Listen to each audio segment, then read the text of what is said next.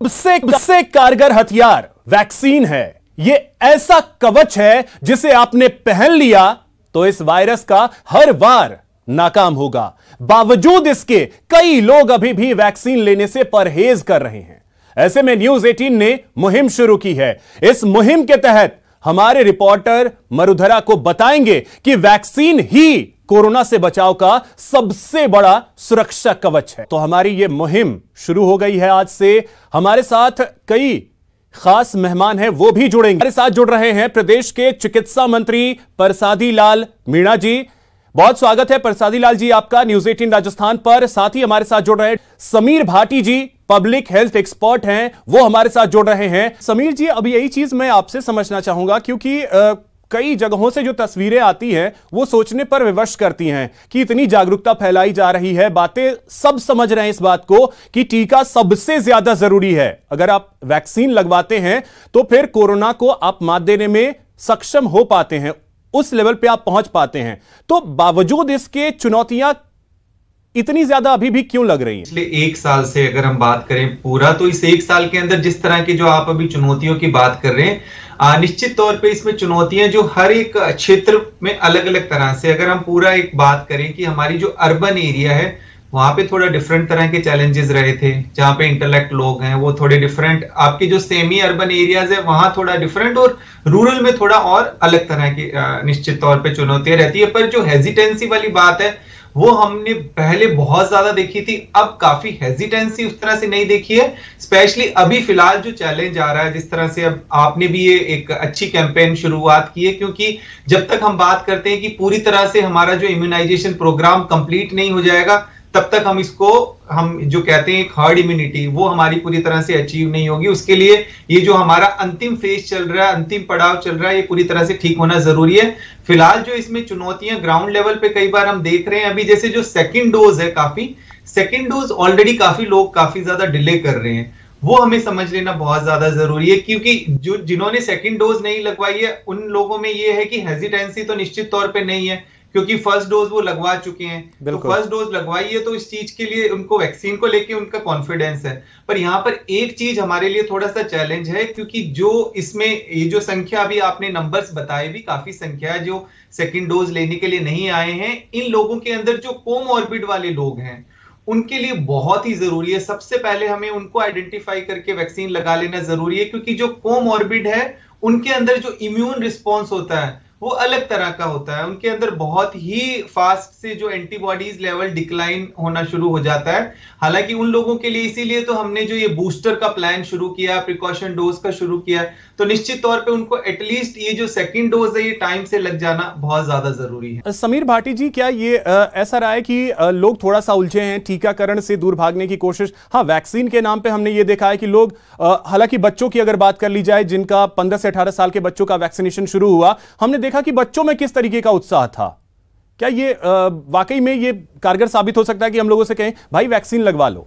हाँ, देखिए इसमें ना एज ग्रुप का मैं आपको बताता हूं। जो हमारे एल्डरली हैं और जो बुजुर्ग हैं उन लोगों के अंदर भी निश्चित तौर पे बहुत ज्यादा हेजिटेंसी नहीं रही, ऑब्जेक्शन नहीं रहा।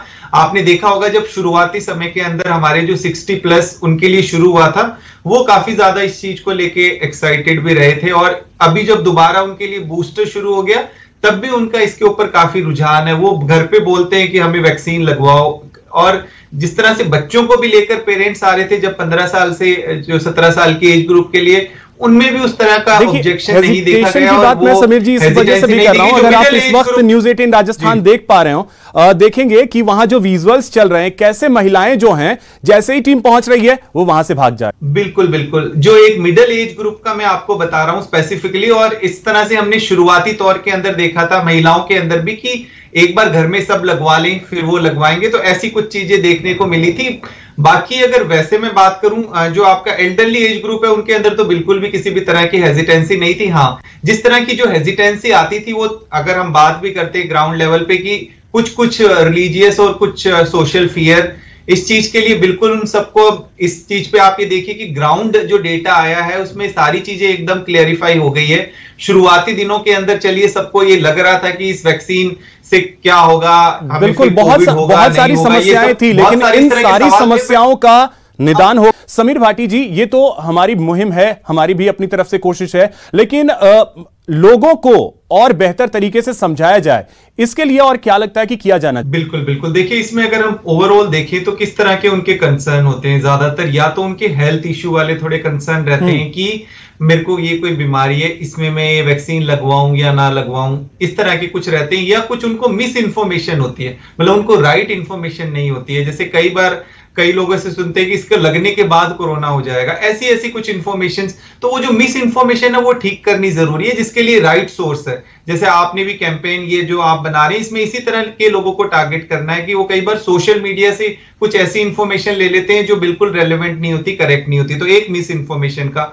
थर्ड, कुछ लोगों को जो अभी तक भी अनवैक्सीनेटेड रह गए हैं, उनको अभी भी डर है साइड इफेक्ट का या सिम्टम्स का, तो उनको ये बात बता लेना बहुत ज्यादा जरूरी है कि वर्ल्ड वाइड वैक्सीनेशन चल रही है और अभी तक देखिए भी इतनी सारी वैक्सीन हो गई, लग चुकी है, बहुत हल्के फुल्के माइल्ड से साइड इफेक्ट होते हैं जो कि आपके बिल्कुल ठीक हो जाते हैं। तो ये इस तरह की 3 तरह की चीजें ज्यादा जो है देखने के लिए आती है ग्राउंड लेवल पे, हेल्थ इश्यू, मिस इन्फॉर्मेशन और सिम्टम्स को लेकर। समीर जी, अब यही चीज मैं एक बात आपसे समझना चाहूंगा। देखिए, सबसे इंपॉर्टेंट ये हो जाता है कि हमारा देश जो है कई सारी धारणाओं को लेकर के चलने वाला देश है, और राजस्थान में भी कई सुदूर इलाके हैं जहां बहुत सारी धारणाओं को लेकर के लोग चलते हैं, जिसमें यह होता है कि टीका लगवा लोगे तो ऐसा हो जाएगा, वैसा हो जाएगा।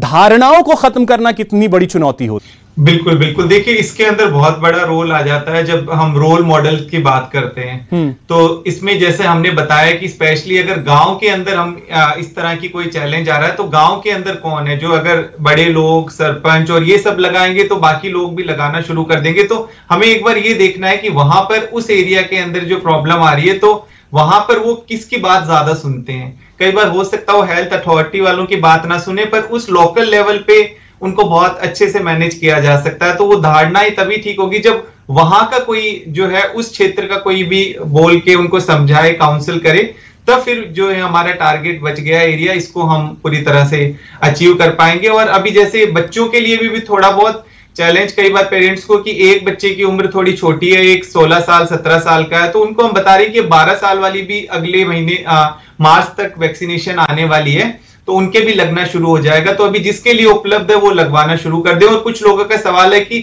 हमें बूस्टर कब लगेगी, जो 45 साल वाले हैं और हैं, तो ये सारे फेजेस में चलना शुरू होगा जैसे पहले शुरू हुई थी, क्योंकि अब उन लोगों को भी जो और 60 साल से कम उम्र के हैं, उन लोगों को भी अपनी बूस्टर डोज का इंतजार है। तो उनके लिए भी आगे जैसे फेजेस में पहले चरणबद्ध तरीके से चल रहा था, आगे भी जो वैक्सीनेशन ड्राइव है उसी तरह से चरणबद्ध तरीके से चलेगा। समीर भाटी जी, अब मैं चाहूंगा कि आप अपनी तरफ से हमारी मुहिम को लेकर एक मैसेज जो आप देना चाहें, साथ ही लोगों से अपील जो करना चाहें आप। बिल्कुल बिल्कुल, देखिए जितना ज्यादा वैक्सीनेशन होगा, जितना जल्दी वैक्सीनेशन कंप्लीट होगा, उतनी ही हम जो नॉर्मलसी होती है, नॉर्मल लाइफ की तरफ बढ़ पाएंगे। हमारी जो इकोनॉमी है, हमारा जो लाइवलीहुड है, हमारी जो जीविका है, वो ठीक तरीके से पटरी पे आ पाएगी। और जो अनवैक्सीनेटेड लोग हैं उनको ये समझ लेना बहुत ज्यादा जरूरी है कि जो है हम नए वेरिएंट की बात कर रहे हैं, कहीं ना कहीं जो नया वेरिएंट आने का कारण अनवैक्सीनेटेड लोग होते हैं। तो जैसा बताया मंत्री जी ने भी कि भाई आपको आपकी सुरक्षा के लिए, आपके परिवार की सुरक्षा के लिए, आपकी कम्युनिटी की सुरक्षा के लिए और देश की सुरक्षा के लिए बहुत जरूरी है आगे बढ़कर आना और अपने आप को वैक्सीनेट कराना। समीर जी, आपका भी बहुत शुक्रिया।